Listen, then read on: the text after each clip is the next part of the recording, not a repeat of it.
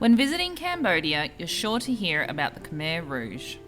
So what is the Khmer Rouge and what can you expect to see when you visit? In 1975, a communist party called Khmer Rouge conquered the capital of Phnom Penh, sending everyone into the country to work in the fields. Over the course of 4 years, they would murder 2 million people, a quarter of the Cambodian population. Run by a man named Pol Pot, he would have anyone killed for any reason, if they were smart, wore glasses, had a watch on, spoke a second language, or simply just did not comply with orders. One of the infamous places of torture was the S21 Prison. Situated in the heart of Phnom Penh, this was once a high school. Now it's a haunted echo of the atrocities the Khmer Rouge were responsible for.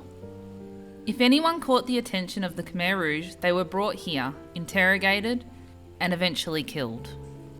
Upon arrival, each prisoner was photographed and required to give detailed biographies.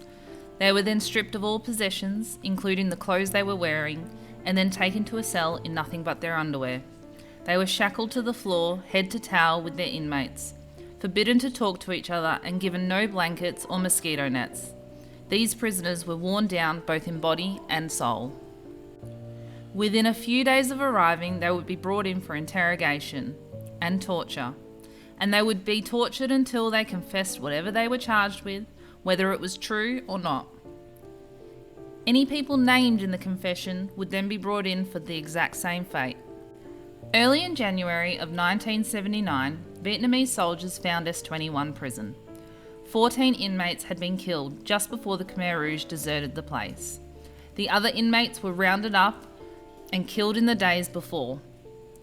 4 children and 8 adult survivors were found.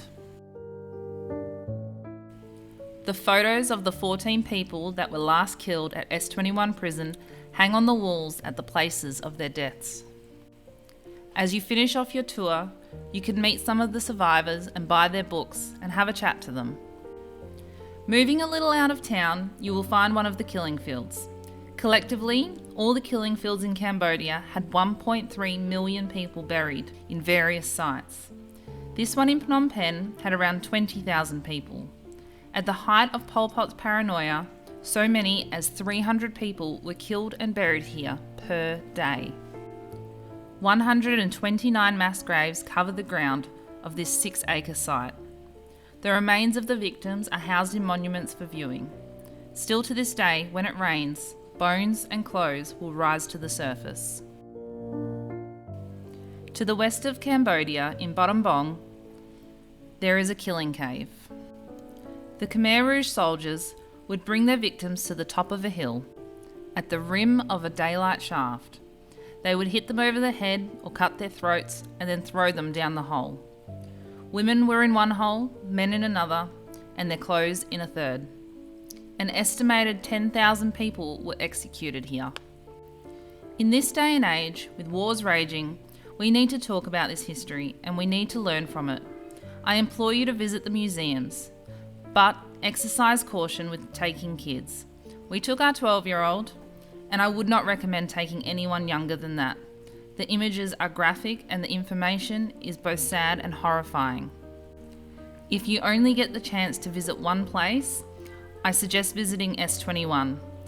And then go and enjoy the rest of Cambodia because it is a beautiful kingdom with beautiful people.